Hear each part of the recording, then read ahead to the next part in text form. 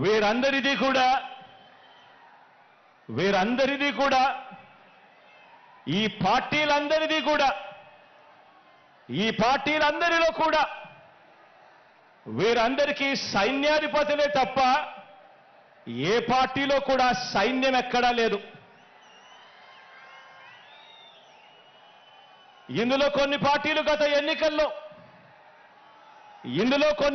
గత ఎన్నికల్లో నోటాకొచ్చినన్ని ఓట్లు కూడా రాని పార్టీలు,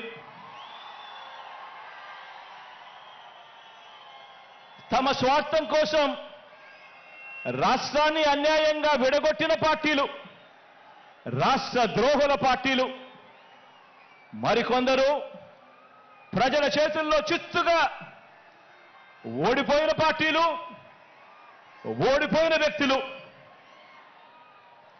ఇటువంటి వారందరూ కూడా మనకు పోటీగా అటువైపున ఉన్నారు. మనం 5 కోట్ల ప్రజల అండదండలతో ఇంటింటికి మంచి చేసి మనం ఈరోజు సిద్ధమని అంటా ఉంటే వారి వెనుక ప్రజలు లేరు కాబట్టి, చేసిన మంచి చెప్పుకునే పరిస్థితి లేదు కాబట్టి, అరడజను పార్టీలతో, అరడజను ఎల్లో మీడియా సంస్థలతో పొత్తులతోనూ, ఎత్తులతోనూ, జిత్తులతోనూ ఎక్కే గుమ్మం దిగే గుమ్మంగా వారు రాజకీయం నడుపుతా ఉన్నారు. ఒకప్పుడు ఇదే చంద్రబాబు నాయుడు గారి నోట్లో నుంచి మాటలు వచ్చేటివి.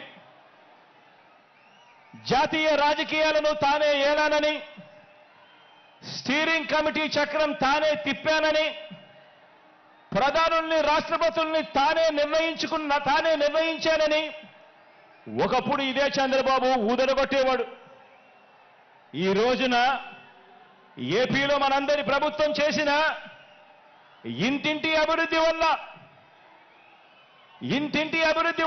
ఇంటింటికి చేసిన మంచి వల్ల మనకున్న ప్రజాబలం ముందు నిలబడలేక, మనతో నేరుగా తలబడలేక, ఏపీలో తన సైకిల్ చక్రం తిరగటం లేదని ఢిల్లీకి వెళ్లి దత్తపుత్రుడితో కలిసి పడిగాపులు కాసి ఢిల్లీలో మోకరిల్లుతా ఉన్న పరిస్థితులు ఈరోజు చంద్రబాబు నాయుడు గారి పరిస్థితి.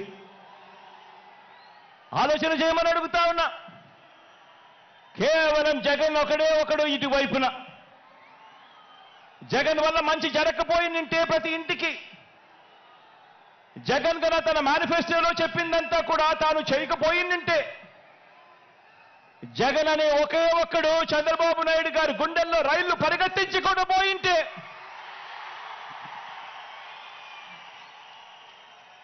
చంద్రబాబు నాయుడు గారు ఇన్ని పొత్తుల కోసం ఎందుకు పాకులాడుతా ఉన్నాడు? ఇంతమందితో పొత్తుల కోసం ఎందుకు అగసాట్లు పడతా ఉన్నాడు? ఎందుకు ఢిల్లీ దాకా వెళ్ళి అక్కడ మోకరిల్లుతా ఉన్నాడు? దీనికి కారణం చిత్తశుద్ధితో, నిజాయితీతో మనం చేసిన మంచి, అన్ని వర్గాల మీద మనం చూపించిన కమిట్మెంట్, ఇంటింటికి మనం చేసిన అభివృద్ధి. ఈ రోజున మన పార్టీ, మన ప్రభుత్వం నిండుగా విరగ కాసిన మామిడి చెట్టులా మనముంటే, చంద్రబాబు నాయుడు గారి పార్టీ అందరినీ కూడా మోసం చేసి, వెన్నుపోట్లు పొడిచి, గత పాపాలకు ఫలితం అనుభవిస్తూ తెగులు పట్టిన చెట్టులా చంద్రబాబు నాయుడు గారి పరిస్థితి ఉంది.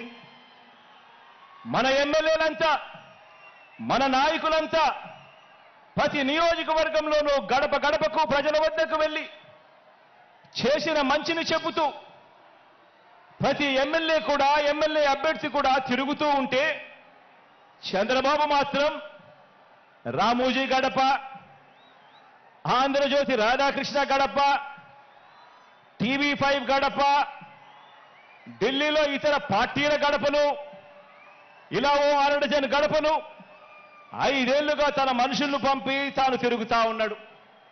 ఆలోచన చేయమని అడుగుతా ఉన్నా. ఇది కనిపిస్తా ఉన్న చంద్రబాబు నాయుడు గారి మార్క్ రాజకీయం. మరి మీ జగన్ మార్క్ రాజకీయం. మరి మీ అన్న మార్క్ రాజకీయం,